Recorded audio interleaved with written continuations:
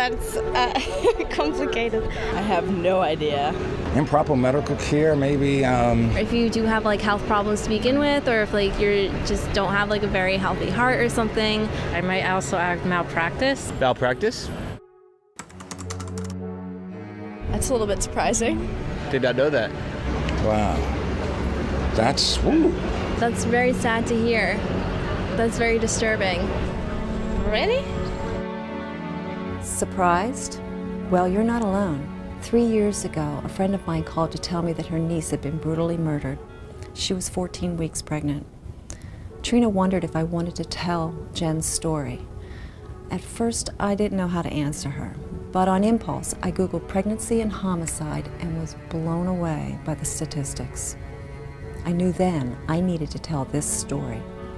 Police are investigating what they're calling a suspicious death in North Whitehall Township. The victim has been identified as 27-year-old Jennifer Snyder. Investigators say the gun used to kill 27-year-old Jennifer Snyder matches the gun that belongs to her boyfriend, 30-year-old David Rappaport.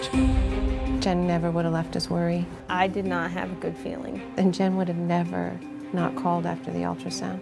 My mind knows that it has happened, but my heart doesn't. We were strictly looking at maternal mortality, what women were dying of during pregnancy. What we found was the surprising part, that the leading cause of death during pregnancy was homicide.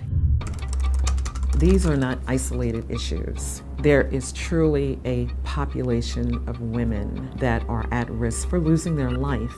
In some of the cases in our homicide study, there wasn't prior physical violence at all. But many of them described a pattern of controlling behavior. Abuse doesn't never start off physical, it starts off mentally.